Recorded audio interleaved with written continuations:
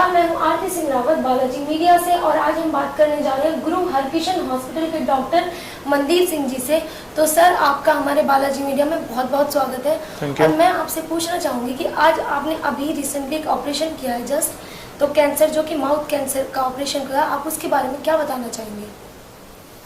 देखिए, ये जो हमने ऑपरेशन किया है माउथ कैंसर का, ये सेकेंड स्टेज का ऑपरेशन था। मतलब हमने इसका ऑपरेशन पहले किया था, इसका जो फाइनल स्टेजिंग सेकेंड स्टेज का सर्जरी वो हमने यहाँ किया है। जो हम ये गुरु हरकिशन हॉस्पिटल या इसको हम नाम देते हैं बाला प्रीतम कैंसर केयर। बाला प्रीतम कैंसर केयर एक कंसेप्ट है, कोई हॉस्पिटल या उस टाइप की बात नहीं है। ये कंसेप्ट है जिससे हम यहाँ पे हमने शुरुआत की है, यहाँ गुरुद्वारा बाला साहब में गुरु हरकिशन हॉस्पिटल की तरफ से। अभी हमारे पास इनिशियल स्टेज पे है, हमारे पास एक ओपीडी है, हमारे पास एक छोटा ऑपरेशन थिएटर है जिसमें आईसीयू वगैरह अभी नहीं है। पेशेंट्स हैं जो हम इन पेशेंट भी रख सकते हैं, ये सब। और प्लस मैं फोर्टिस बसंतकुंज में काम करता हूँ। तो ये जो मिस्टर जिनका हमने आज ऑपरेशन किया, ये हमारे पास आए थे लोकनायक हॉस्पिटल से, इरविन हॉस्पिटल से। इनकी हिस्ट्री यही है कि वो तंबाकू खाते हैं, स्मोकिंग करते हैं और इनकी एज अराउंड 60 इयर्स की है। मैं पूछ रहा हूँ, बेसिकली माउथ कैंसर तंबाकू खाने से होता है या स्मोकिंग से, या वैसे भी और कोई भी कारणों से हो सकता है? देखिए, कैंसर तो आजकल किसी भी कारण से हो सकता है। हमारी खाने में पेस्टिसाइड है, हमारे सांस में पोल्यूशन है, तो वो तो फैक्टर है, इसलिए कैंसर बढ़ ही रहा है। बट तंबाकू उसमें क्या करता है कि एक अगर हम 100 लोग हैं और हम कुछ नहीं करते हैं, हम तंबाकू खाते हैं, कुछ नहीं करते हैं, तो हमारा कैंसर होने का चांस अराउंड 10 है।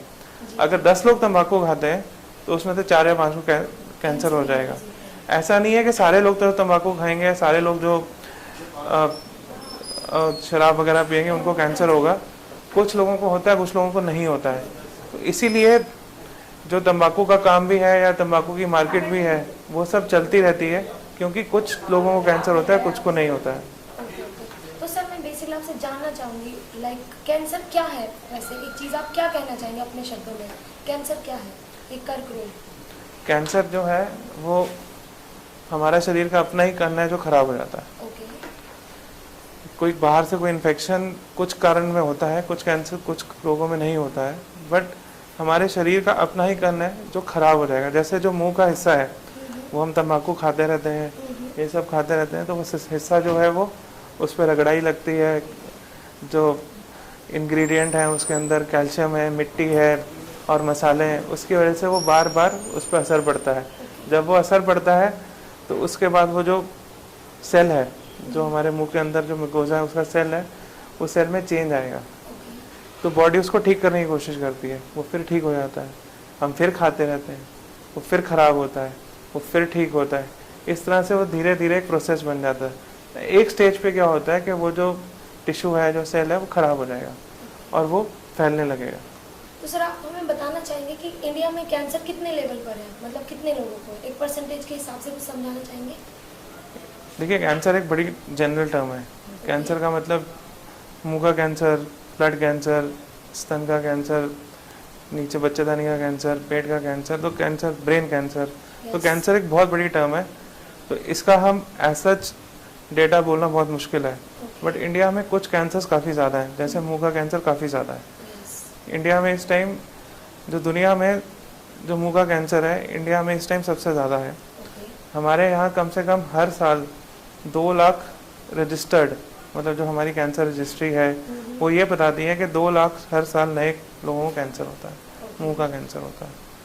अगर मैं स्तन कैंसर की बात करूं, ब्रेस्ट कैंसर की, तो वो भी जो हमारी कैंसर रजिस्ट्री है वो बोलती है कि 1.5 लाख हर साल नए लोगों को ब्रेस्ट कैंसर हो रहा है।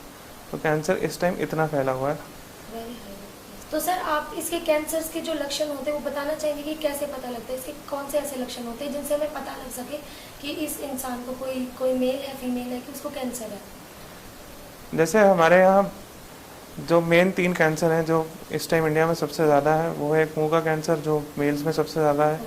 फेफड़े का कैंसर भी है, फेफड़े का कैंसर का सिम्टम हम कोई ऐसे नहीं बता सकते। ब्रेस्ट कैंसर है और नीचे बच्चेदानी का कैंसर है। जो लेडीज़ में ये 2 कैंसर सबसे ज़्यादा है। जो अगर फीमेल पे आएंगे हम, तो ब्रेस्ट कैंसर में उनको एक गठान सी महसूस होती है। वो जो गठान है, या ब्रेस्ट में कोई चेंज है, या निप्पल में कोई चेंज है, या कोई पानी आने लगा है, खून आने लगा है, या कहीं और गांठ, बगल में गांठ बढ़ रही है, तो ये एक सिम्टम है ब्रेस्ट कैंसर के। कैंसर नॉर्मली पेनफुल नहीं होता। जो ब्रेस्ट में दूसरी गठानें होती हैं, वो जो अगर नॉन कैंसर है तो वो पेन कर रही हैं। जो कैंसर जनरली नॉन पेनफुल होता है। दूसरा, इंडिया में दूसरी प्रॉब्लम ये भी है कि हमारे यहाँ जो फीमेल है वो सामने नहीं आती हैं। उनका, हाँ जी, बहुत लोग ऐसे हैं जो बताते नहीं उस चीज़ को काफी। उनका गांठ होती है, गांठ जब तक फट के बाहर नहीं आ जाती, उनको प्रॉब्लम नहीं होने लग जाती, तब तक बाहर नहीं आती है। गवर्नमेंट इसमें काफ़ी कोशिश भी कर रही है। गवर्नमेंट इसमें अवेयरनेस प्रोग्राम कर रही है, NGOs इसमें अवेयरनेस प्रोग्राम कर रहे हैं कि जगह जगह जाके लोगों को बताते हैं। गवर्नमेंट की तरफ से भी एड मिलती है। NGOs भी इस तरह में काम करते हैं कि बसेस लेके जाते हैं, गांव-गांव, गली-गली बस लेके जाएंगे, मैमोग्राफी करेंगे, ताकि लोगों, और हम इस टाइम हम बोलते हैं कि मैमोग्राफी हम इसलिए कर रहे हैं कि कैंसर जल्दी पकड़ लेते हैं। इंडिया में हम वो स्टेज पे नहीं है। हम इंडिया में तो इस स्टेज पे है कि मैमोग्राफी की बस जाती है, उस बस में लोग एटलीस्ट दिखाने आ जाते हैं, तो उनका कैंसर पकड़ में आ जाता है। नहीं तो शायद हम वो भी ना पकड़ पाए। तो एफर्ट बहुत ज़्यादा चल रहा है। दूसरी चीज़ ये भी है कि सोसाइटी भी हमारी चेंज हो गई है। जैसे ब्रेस्ट कैंसर है, ब्रेस्ट कैंसर की वजह का बहुत सारे कारण है। कारण ये है कि शादी लेट करते हैं, बच्चे कम होते हैं। दूसरी एक बहुत बड़ी प्रॉब्लम है कि आजकल जो महिलाओं में टेंडेंसी है दूध ना पिलाने की। दूध पिलाना बच्चे के लिए तो अच्छा है ही है, बट एक तरह से ब्रेस्ट कैंसर भी रोकता है वो। उसके ऊपर सोसाइटी में स्ट्रेस काफ़ी ज़्यादा है। स्ट्रेस ज़्यादा है, स्मोकिंग फीमेल्स में भी बढ़ गई है, अल्कोहल बढ़ गया है, प्लस पॉल्यूशन वगैरह, ये सब मिलाते हुए ब्रेस्ट कैंसर इंडिया में भी बढ़ रहा है। दूसरा, ब्रेस्ट कैंसर इंडिया में जो जेनेटिक है, आपने एंजेलिना जोली का नाम सुना होगा। एंजेलिना जोली ने जो आजकल कंसेप्ट दिया है कि एक तो हमारी इन्वायरमेंट की वजह से कैंसर होता है, एक जो हमारी जेनेटिक, सारे कैंसर जेनेटिक लेवल पे ही हैं, बट हमारे सिस्टम है कि मेरी मदर को था तो शायद मेरे को भी हो सकता है। तो एक हेरिडेटरी कैंसर है। तो हेरिडेटरी कैंसर, उसको कैंसर नहीं था। सबसे पहले तो यही तो बात है कि एंजेलिना जोली को कैंसर नहीं था। उसकी मदर को कैंसर, उसकी आंट को कैंसर था। तो वो जो कैंसर था वो एक जीन की वजह से था। वो जीन की वजह से वो कैंसर था, जो जीन उसके अंदर भी थी। तो उसने अपना जो सारा कंसेप्ट है उसका, कि उसने अपने नॉर्मल ब्रेस्ट निकलवाए, वो ये है कि वो जीन की वजह से उसका 70 to 80% चांस था कि उसको कैंसर होगा। अपने आप को उस सफरिंग से बचाने के लिए, उस सफरिंग से बचाने के लिए उसने ये सारा कंसेप्ट, ये सारा स्टेप उठाया। तो इंडिया में शायद ये बात है कि अभी जो प्रेजेंट कुछ डेटा है कि इस टाइप का कैंसर शायद इंडिया में ज़्यादा है एज़ कम्पेयर टू US। एक तो हमारी प्रॉब्लम सोसाइटी की है, एक हमारी पॉल्यूशन, दूसरा जेनेटिक लेवल पे भी जो जनरेशन में चलता है, वो शायद कैंसर इंडिया में ज़्यादा है। इसकी वजह से भी कुछ कारण है जो इंडिया में कैंसर बढ़ रहा है। तो सर, हम आपसे जानना चाहेंगे कि जो जेनेटिक मेडिसिन है वो इतना इफेक्टिव है जितनी अदर मेडिसिन है जो भी मार्केट में सुना है, अब नई मेडिसिन आई है गवर्नमेंट की तरफ से? देखिए, जो गवर्नमेंट ने स्टेप उठाया जेनेरिक मेडिसिन का, बहुत अच्छा स्टेप है। उससे बहुत ज़्यादा कॉस्ट पे असर पड़ता है, बट एक मैसेज ज़रूर हम देना चाहेंगे गवर्नमेंट को कि इस पे भी एक रेगुलेशन होनी चाहिए। एक मेडिसिन है जो रिसर्च ब्रांड है, उसमें काफ़ी R&D लगती है, उसके बाद वो दवाई बनती है, ठीक है। और जो कंपनी R&D लगा रही है वो उसकी क्वालिटी भी मेंटेन करती है। और जब वही साल्ट दूसरी कंपनीज बनाने लगती हैं तो क्वालिटी पैरामीटर्स बहुत इंपॉर्टेंट है। जेनरिक मेडिसिन में एक बहुत इंपॉर्टेंट प्रॉब्लम होती है कि आप सेम मेडिसिन देते हो, सेम सॉल्ट है, बट इफेक्टिवनेस में फ़र्क होता है। आप पैरासीटामोल की बात ले लो, आप एक जेनरिक मेडिसिन में पैरासीटामोल ले रहे हो और एक ब्रांडेड मेडिसिन, तो दोनों में उसका बुखार कम करने की क्षमता में फ़र्क हो जाता है। ऐसा नहीं होना चाहिए।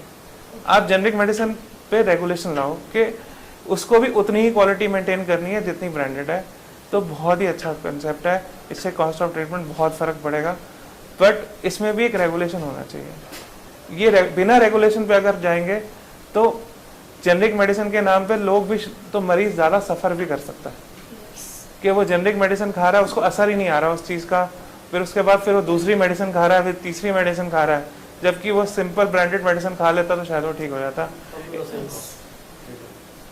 ये एक बहुत प्रैक्टिकल प्रॉब्लम है जेनरिक मेडिसिन की। तो ये थे हमारे साथ बालाजी प्रीतम केयर से डॉक्टर मनदीप सिंह जी। सर आपका बहुत बहुत धन्यवाद है बालाजी मीडिया से जुड़ने के लिए, और आपने इतने इंपॉर्टेंट पॉइंट शेयर किए कैंसर से related. Thank you so much sir. Balaji media presents आगाज एक शुरुआत, fight against cancer, association with human care foundation. धन्यवाद।